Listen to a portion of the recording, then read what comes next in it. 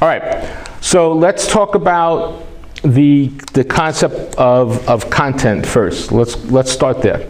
So we know that content is going to drive most of everything we do, right? The whole idea is, if you remember, you think about that sales funnel we talked about. The first part is engagement. When someone says, hey, I need something, well, they're beginning that engagement. They got to be able to see where you are. So if you don't have content, if you don't have your SEO working, you're not going to get that engagement. So content is really a big part of this whole thing. And the way I see content is I sort of put content in a triangle. And in my triangle, I have video, I have audio, and I have images and copy over here, right?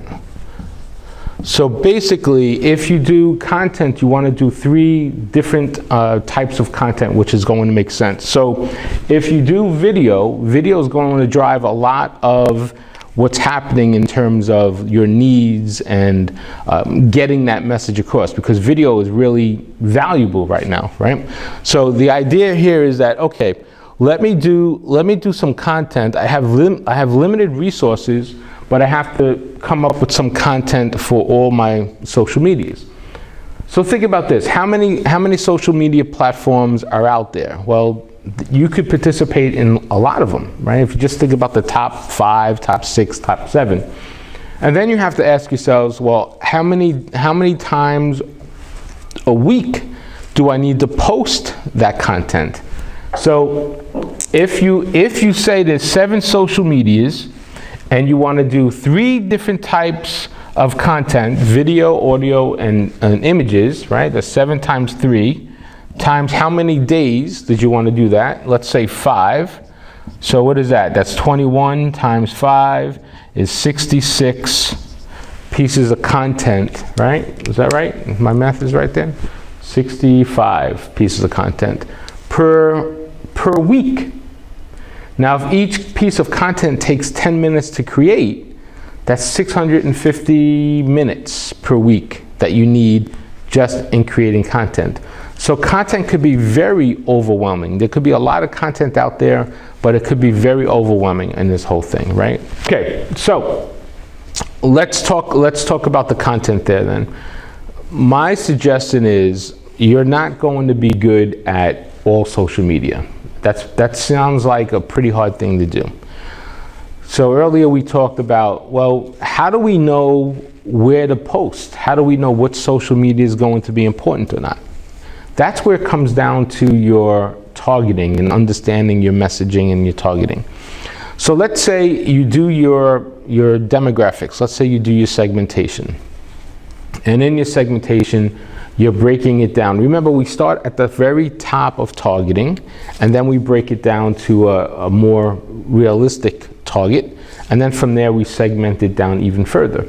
So let's say we sell bottled water, and I may have used this example before, but let's say we sell bottled water. I make the bottled water, so it's Professor Ken's bottled water. It helps you get good grades or be smarter in digital marketing, right? That's the phenomenal thing about bottled water. Now, because it's going to help you improve your digital marketing, I know that's going to help you make more money. So it's a premium product. So I'm selling it for $10 a bottle. Now it's going to be a nice bottle with, nice blue glass and all that stuff. So it's going to be fancy. It's going to look like it's worth $10.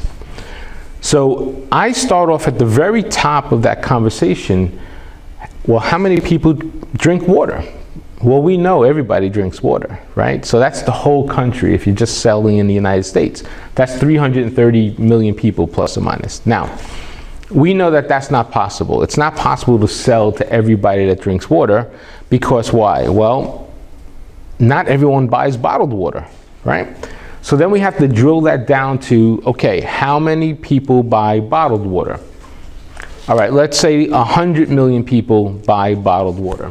And then let's just do the math here for a second. So 330, now we're drilling that down to 100 million. 100 million people buy bottled water. Okay, out of the 100 million people that buy bottled water, how many of them actually spend more than $8 on bottled water? I don't know. I don't know if there's even a $10 bottle holder out there or not, probably not, but we'll just use that as an example. So let's say we only find, out of 100 million that buy bottled water, only 1 million of them, right, actually buy bottled water that's above $8. So you see how we dropped our target down from 300 to 1 million. Now this is the more reasonable market. Why? Because they will buy the bottled water at $10, and they're probably all over the country because we're talking about the whole US.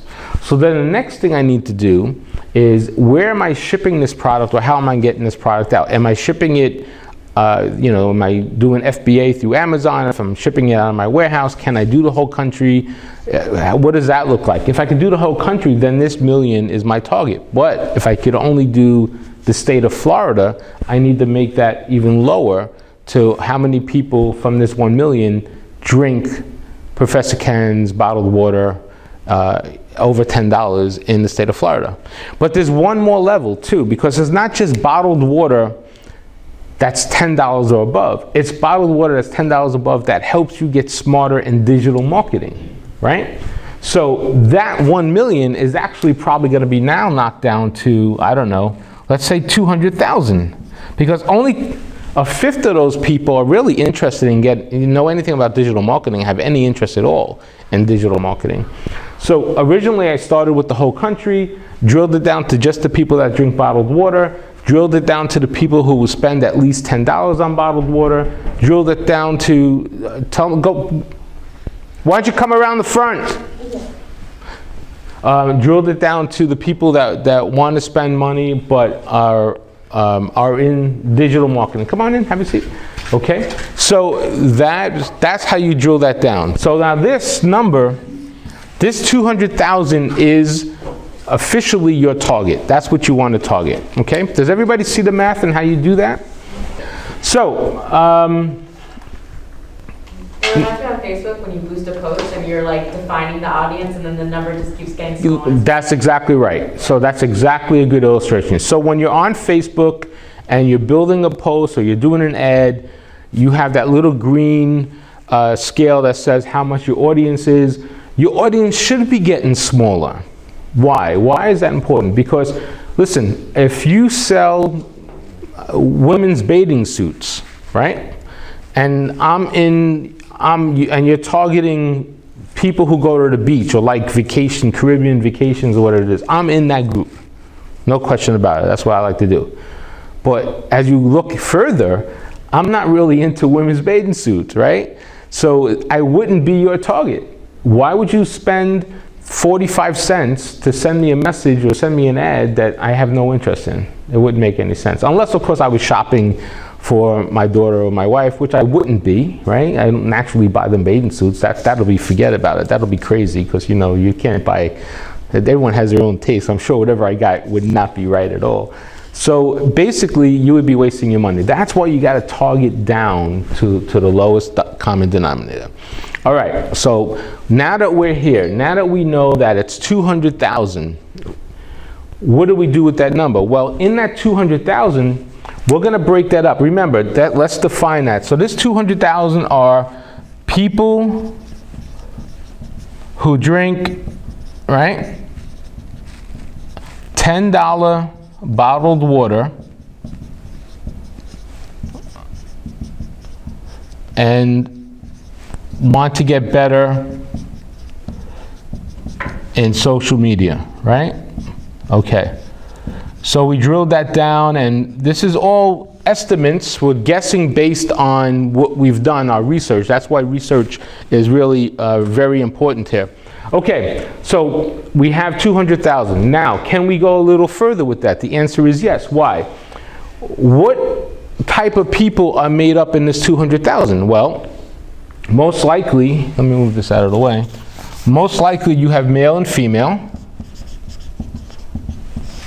So you know right away that you can split it up by male and female, right? Most likely there's different age groups.